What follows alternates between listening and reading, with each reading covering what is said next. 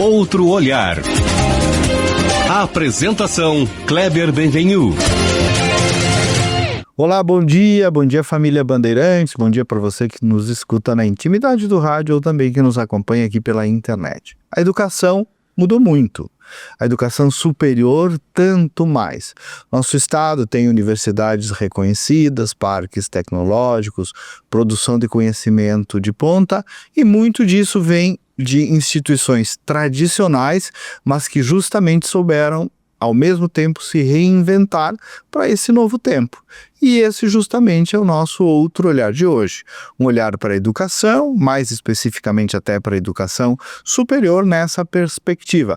E nós vamos fazer isso a partir de um case que é a nossa PUC, que avançou muito, a PUC do Rio Grande do Sul, em áreas como inteligência artificial, pesquisa, saúde, enfim, e que tem lá no Tecnopuc também um dos maiores ecossistemas de inovação do país. É um case de sucesso em um setor que passa por muitos desafios, enquanto também muitas instituições acabaram ficando pelo caminho, tendo dificuldades estruturais gigantes. E para isso nós recebemos hoje o reitor da PUC, o irmão Manuir José Mentques, para falar então de tecnologia, de juventude também, da tradição marista, da internacionalização, um pouquinho de liderança, futuro da educação, enfim, só o que couber, irmão, nos nossos 30 minutos. Bom dia e obrigado por estar aqui. Bom dia, obrigado pelo convite, é uma alegria estar aqui com vocês, com toda Bandeirantes e nossos ouvintes. Bom dia. Ô irmão, deixa eu lhe perguntar primeiro, quanto tempo o senhor já está na reitoria? Eu estou na reitoria, considerando o tempo que eu fui pró-reitor de extensão em assuntos comunitários, depois pró-reitor de graduação e educação continuada, posterior a isso vice-reitor e agora reitor. Como reitor, 1 ano. 1 ano, fechou. E os outros somos em torno de 10 anos. Certamente é um dos mais jovens reitores aí dos últimos tempos, né? Sim. Com certeza, o mais jovem da história da PUC. É o mais jovem da história da PUC. Sim. E como é que tem sido esse desafio, irmão? Tem sido um desafio bem importante e eu acredito muito no desenvolvimento de boas e qualificadas equipes. Porque quando olhamos para organizações e para instituições, no contexto atual, nós precisamos sim assegurar uma liderança e uma liderança na perspectiva do serviço, da condução de horizontes de futuro, mas que ao mesmo tempo saiba ter ao seu lado lideranças que ajudam a colocar esse horizonte de futuro em prática por meio de um bom planejamento e por meio de uma qualificada execução dos projetos estabelecidos. Esse não é um programa de perfil pessoal, mas você vai me permitir até perguntar essa curiosidade. 2 coisas. Qual é a sua área de formação? Como é que o senhor virou um gestor em educação? E até acho que as pessoas devem ter alguma curiosidade, irmão e reitor, de entender o que significa na hierarquia, digamos, católica, o que é um irmão. Sei. Dentro da hierarquia da própria igreja, existem as congregações religiosas e a congregação marista, quando surge na França, assim, no ano de 1789... Surgiu na França os maristas? Surgiram na França e um padre chamado Marcelino Champagnat, no contexto pós-Revolução Francesa... Champagnat, né? Completamente francês. Pós-Revolução Francesa, Champagnat queria... irmãos que trabalhassem com educação. Não queria sacerdotes que tivessem que trabalhar com paróquias, com dioceses, mas queria irmãos professores e irmãos catequistas. Devotos à educação. Devotos à educação, porque era o grande desafio da época, pós-Revolução Francesa, a questão das juventudes e das infâncias. Então, Champagnat funda a congregação em 1789, e ele constitui ali na França a congregação dos irmãos maristas. Então o nome marista vem de Marcelino Champagnat e Maria, porque é uma inspiração que tem, né, toda uma pedagogia mariana, né? Os nossos valores são dessa inspiração mariana, da figura de Maria nesse processo, né, do próprio evangelho. E os maristas chegam no sul do Brasil em 1900, portanto há 125 anos. iniciam aqui com a formação de professores. Os maristas chegam aqui a convite do bispo de Porto Alegre, convidados para trabalhar com a formação de professores, porque justamente o sul do Brasil tinha grande colonização alemã e italiana e precisava de professores, porque estava em pleno desenvolvimento. E assim os maristas começaram com escolas, trabalhando em escolas públicas, criando suas próprias escolas e contribuindo com muitos municípios, especialmente nesse início. E lá na década de 30, então, que começa a ter esse olhar para a educação superior, uma necessidade da época, e quando então surgem os primeiros cursos, as primeiras faculdades, e em 48, então, que nasce a PUC como universidade. Uhum. O senhor ia me responder da sua formação e do irmão. Isso. Então, a minha formação, então, eu ingressei no Instituto, né, dos Irmãos Maristas no ano de 2002, posterior ao meu ensino médio. Os irmãos fazem um trabalho de animação vocacional para, então, convidar jovens a fazer esse percurso formativo. Então, nos primeiros anos de formação, nós temos uma formação muito importante em áreas teológicas, mariologia, cristologia, psicologia, desenvolvimento humano, organizacional. Depois eu fiz filosofia, também fiz uma formação em teologia e eu comecei a atuar com escolas de educação básica naquele momento. Com pastoral juvenil, pastoral escolar, a dimensão pedagógica. Onde, reitor? Em Viamão, no Colégio Marista Graça. O senhor é daqui? Eu sou natural de Campina das Missões, noroeste do nosso estado, e depois a minha formação passei por Santo Ângelo, Passo Fundo, Vacaria, e depois chegando em Viamão, a gente então fazia a faculdade de filosofia na PUC e no período de férias então fazia teologia em Passo Fundo. Posterior a essa graduação inicial, eu fiz então alguns cursos para buscar ter ferramentas para trabalhar com educação e de modo especial com gestão educacional.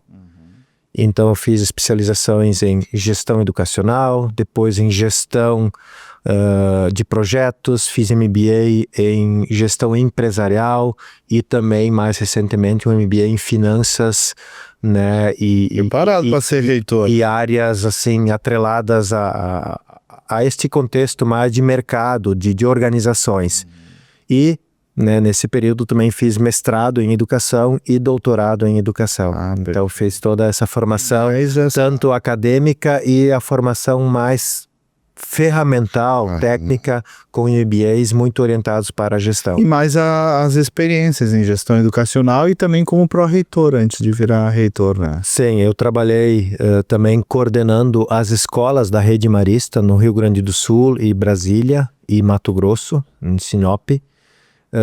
Nesse período também, antes disso, fui diretor de escola, passei pela experiência também de professor. Chegou barriga no balcão, como se diz, então, né? Sempre trabalhei e também, junto com isso, muito de formação, de cursos mesmo, tanto nacionais quanto outros internacionais, e também tudo isso, né, sempre considerando experiências que também mudam atitudes ou que nos transformam de maneira mais integral. Muito interessante. Meu caro reitor, vamos falar um pouco da nossa PUC, então. Como é que está a PUC hoje? Me dá um olhar geral, assim, de como é que está a nossa universidade. A PUC do Rio Grande do Sul celebrou 77 anos como universidade este ano. A PUC hoje pode ser compreendida em 5 eixos de atuação. Ensino, pesquisa, e a pesquisa compreende mestrado, doutorado e todas as áreas de pesquisa atreladas aos programas. Uma área de inovação que compreende de modo especial o nosso parque tecnológico, o Tecnopuc, uma área de serviços especializados, que são serviços que vão compondo o campus e ao longo da história foram sendo gerados a partir do ensino e da pesquisa, e uma área forte de saúde, que compreende o nosso hospital, Instituto do Cérebro, Instituto de Geriatria e Gerontologia, o nosso centro clínico e o centro de pesquisa clínica. Então, esses eixos de atuação, né, ensino, pesquisa, inovação, serviços e saúde, é que compõem o que chamamos de ecossistema PUC-RS. Quando vemos lá o nosso endosso de marca, que é por tudo que podemos ser, ele se refere não só à grandiosidade do ecossistema, mas à grandiosidade do propósito que vai tendo essas convergências a partir dessa atuação.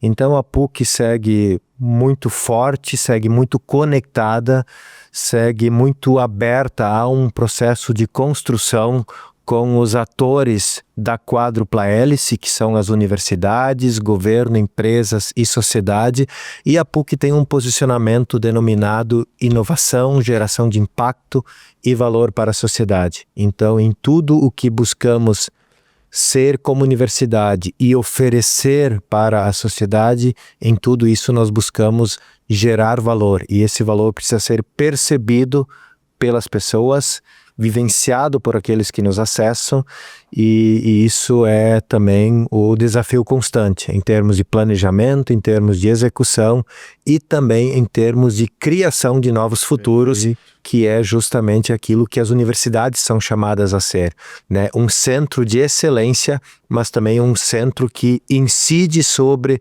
políticas públicas, sobre uma sociedade mais justa, mais solidária, e uma sociedade que também tem uma melhor qualidade de vida da sua população. E todos esses mecanismos, ensino, pesquisa, inovação, serviços e saúde, isso vem contribuindo para isso. E é a nossa missão. Ô Heitor, eu fico lhe ouvindo, né, e vejo o seu perfil de liderança meio como uma personificação disso tudo que a gente viveu, que eu disse na abertura, de mudança, digamos, no próprio consumo de educação e da própria oferta de educação, do mercado de educação, né? E certamente instituições tradicionais, o movimento de adaptação é um pouco mais pesado, porque são...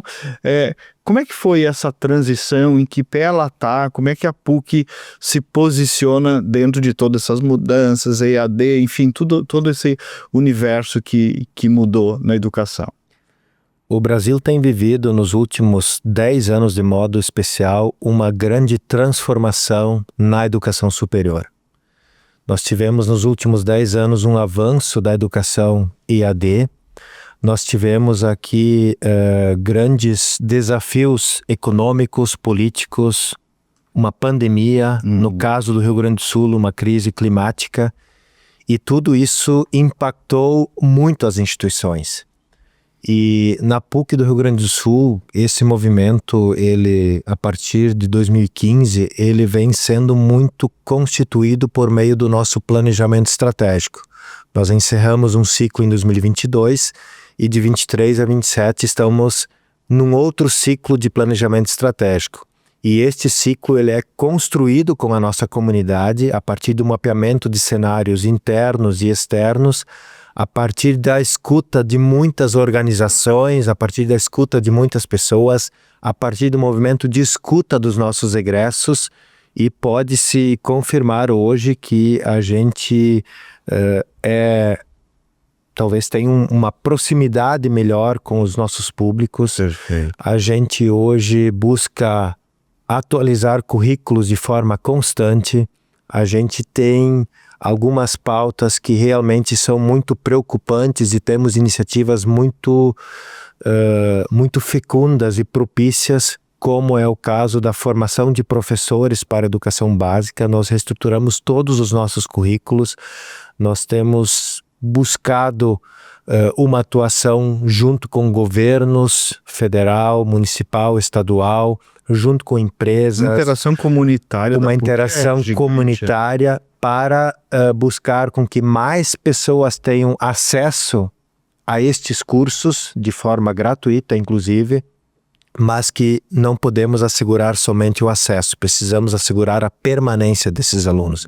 Isso impacta em transporte, em alimentação, em outro tipo de estratégia para que os alunos acessem estes cursos e permaneçam e no futuro possam contribuir ainda melhor com a educação básica. Então, eu diria assim, de forma muito pragmática, nós temos um planejamento estratégico. Esse planejamento estratégico, ele está orientado por um período, que é 2023 a 2027.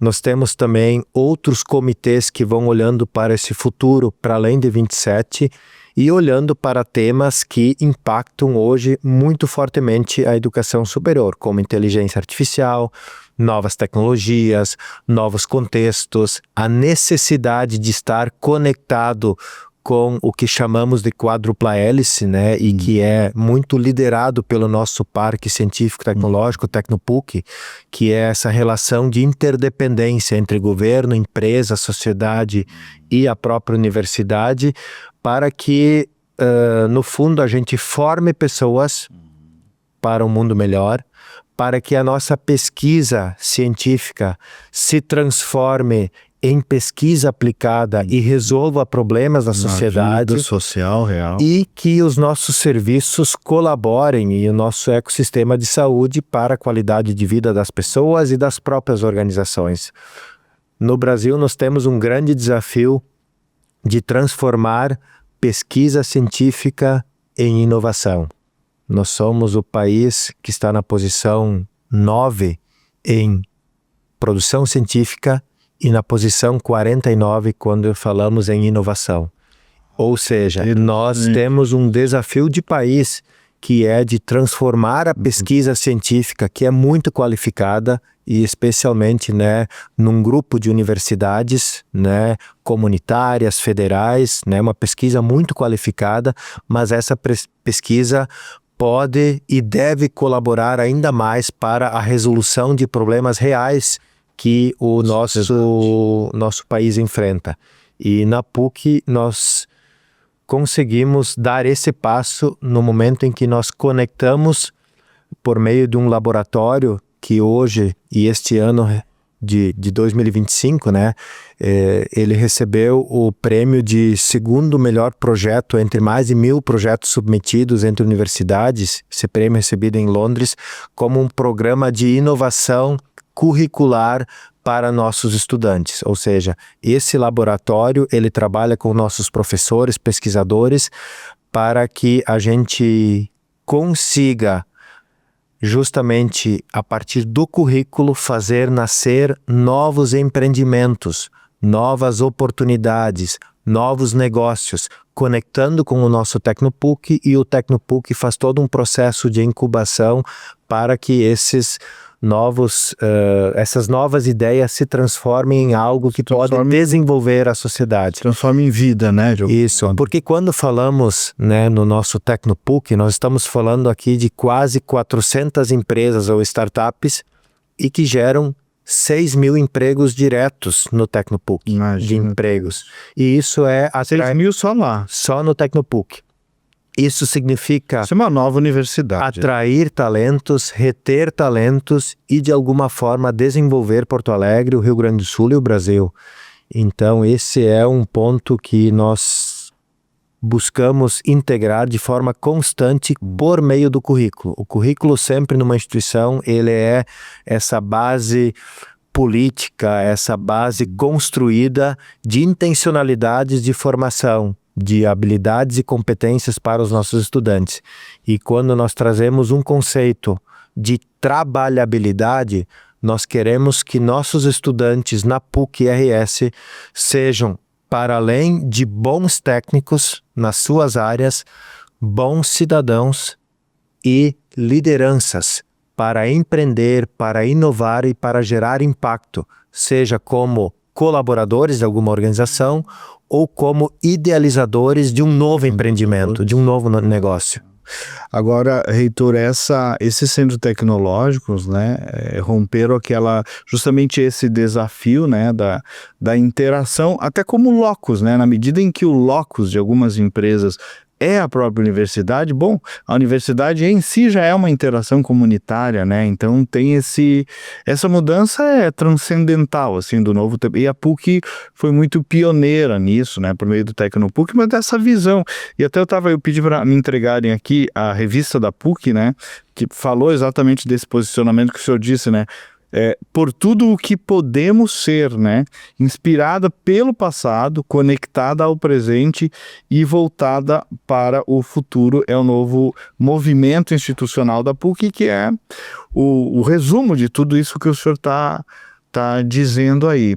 Como é que foi lidar vou usar até uma expressão talvez antiga, com o professorado, né, com os acadêmicos, né, o nível de resistência, de compreensão para esse tipo de abertura que vocês propuseram aí? Tem um processo importante de construção coletiva. Esse processo de construção coletiva, ele busca envolver muito os atores internos. Serem parte. Professores, pesquisadores, técnicos administrativos, profissionais de diferentes áreas, e temos muito orgulho dos nossos talentos. Temos diferentes talentos e talentos que se complementam para que este ecossistema realmente dê as melhores respostas.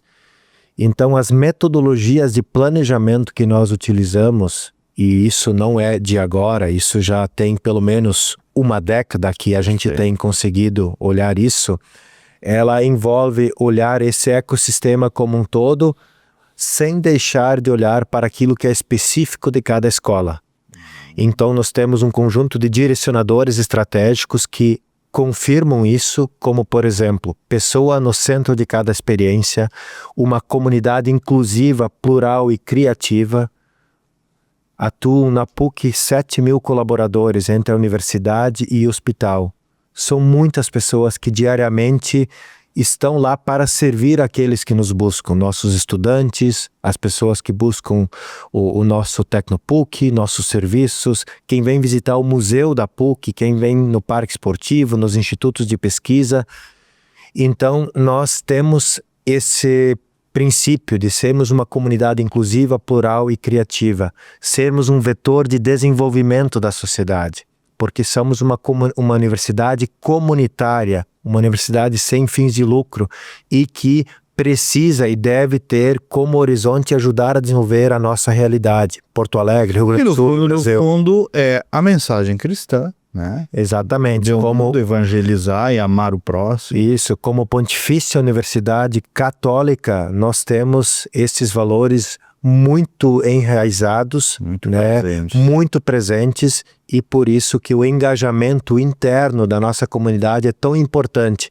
Então, esse movimento de engajar os professores, os pesquisadores, ele tem dado bons frutos, e também as nossas equipes vêm colaborando para subsidiar os professores. Temos momentos constantes de formação continuada, de desenvolvimento. Por exemplo, agora, em fevereiro, nós teremos o nosso seminário de desenvolvimento institucional. São 3 dias onde todos os nossos professores, técnicos, pesquisadores, nós vamos ter um grande seminário com temas comuns para todos e alguns específicos por área do conhecimento, olhando para metodologias ativas para melhorar a experiência em sala de aula, olhando para temas estratégicos de horizonte de futuro para a universidade, como projetos na linha de hidrogênio verde, mitigação de CO2, inteligência artificial, terapias gênicas e outros. Vamos olhar para temas reais como inclusão, saúde mental, enfim, didática em sala de aula. Então, é um conjunto de temas que, de tempos em tempos, nós trabalhamos com os professores, e muitos dos nossos professores são justamente os painelistas, são os mediadores desses processos. Então, é um processo de muita construção e talvez o mais importante são as políticas, as diretrizes e as ações estratégicas de desenvolvimento de pessoas que fazem com que a gente tenha conseguido avançar numa mudança cultural. Porque embora a PUC é uma universidade tradicional, que no ensino superior já está há 90 anos, há quase 90 anos, e como universidade desde 1948, nós precisamos dar as respostas para cada tempo. E para cada tempo significa responder sim, como nós vamos utilizar a inteligência artificial, como ela vai ser utilizada com ética, como nós vamos sermos vetores de desenvolvimento. Papa também, né? Exatamente, é uma preocupação da própria igreja, né, de como dar as respostas frente a tantos avanços tecnológicos que vão impactar a sociedade, e a universidade precisa ser esse polo também de reflexão crítica, de reflexão profunda e de buscar a verdade em torno de temas tão complexos que hoje assolam a nossa sociedade. Essa criticidade, essa autocrítica, que também vem muito da dialética acadêmica, né? Ela é fundamental e algumas instituições têm essa dificuldade, né? Mas eu noto que vocês cultivam isso e ela é fundamental para a evolução, né, reitor? Com certeza, a gente busca de forma constante envolver, né, nossos pesquisadores, porque são pesquisadores que realmente têm uma conexão com o mercado, com o contexto, com instituições internacionais e nos trazem luzes para refletir bons projetos, colocá-los dentro de uma perspectiva de planejamento com as melhores metodologias, mas ter capacidade de execução. E nesse sentido também ter ali movimentos de articulação com outros atores, como é o caso da aliança, né, pelas universidades, PUC, Unicinos, a URGS e a Federal da Ciência da Saúde, para que a gente consiga mobilizar políticas públicas perenes. Perfeito. Não de 4 anos, mas políticas públicas que venham a melhorar e qualificar Porto Alegre e também o nosso estado e país. E esse pertencimento comunitário, eu vejo que vocês avançaram muito, o senhor está falando disso, né? Porto Alegre, Rio Grande do Sul, né? Hoje vocês têm um papel no Rio Grande do Sul e também ao mesmo tempo a internacionalização, né? Esse olhar da universidade global e ao mesmo tempo local, né, reitor? A nossa universidade tem um programa, né, uma política de internacionalização bastante robusta, constituída especialmente a partir dos anos 90, que envolve o envio constante de professores, pesquisadores para experiências internacionais, professores e pesquisadores que nos visitam, mobilidade acadêmica, internacionalização do currículo, também a dupla diplomação em alguns casos, a conexão do ecossistema de inovação e das empresas que estão no Tecnopuc e em outras áreas da saúde, nos nossos institutos do cérebro e do petróleo de modo especial. Todas essas conexões nos fazem beber de fontes externas ao Brasil e que promovem qualidade a partir da internacionalização. No entanto, o nosso compromisso como universidade é ajudar, colaborar, ser um ator entre tantos para desenvolver o nosso povo, a nossa sociedade e as nossas instituições. Por isso, temos estes projetos também vinculados a outras universidades, ao governo, às empresas e, de modo especial, também um compromisso importante com políticas internas que beneficiam, de modo especial, Porto Alegre. Nós temos programas sociais de acesso, de permanência de estudantes, né, desde bolsas até alimentação, transporte, um núcleo de apoio discente que apoia estudantes com necessidades especiais, com necessidades psicossociais, porque cada vez mais nós precisamos olhar a sociedade de uma forma mais integrada, não tão fragmentada. E esse movimento tem favorecido uma melhor governança e gestão da própria universidade. Olhar sim para o global e para as nossas relações com tantas universidades e com tantos países para além da nossa realidade, mas também dar respostas locais fidedignas, porque este é o nosso carisma e é a nossa razão de ser, né, e de existir, que é responder para o desenvolvimento local, regional. Meu caro reitor, foi muito bom, é bom demais lhe ouvir pelo senhor e pela PUC também, irmão Manuel. Eu queria, em um minutinho, ouvir uma mensagem final. O senhor é um reitor acadêmico e um religioso também, quiçá muitos alunos e professores vão lhe ouvir, lhe ver, Queria deixar uma mensagem final para esse ano aí que há pouco começou, sobre 2026 e a própria vida. Muito bem. Obrigado pela oportunidade e dizer que todos nós, pessoas, somos agentes de transformação. Todos nós carregamos um potencial, temos desafios na nossa vida pessoal, institucional, mas todos nós também carregamos em nós a criatividade, a capacidade de criar novos futuros. Embora vivamos tempos adversos, com novas tecnologias, muitas vezes temáticas complexas, né? Enquanto país, que jamais percamos 3 elementos que eu trago do Papa Francisco. Viver o passado com gratidão, o presente com paixão e o futuro com esperança. E esse futuro com esperança, ele passa pelas pessoas.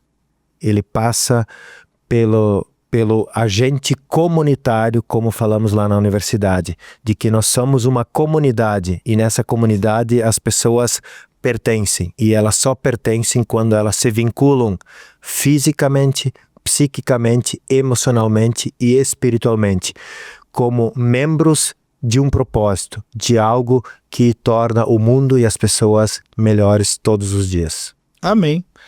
Reitor, irmão Manuir Mendes, obrigado e bom ano para nós todos. Para todos nós, muito obrigado. E nós voltamos no próximo sábado com mais uma edição. Até lá, bom dia, bom final de semana.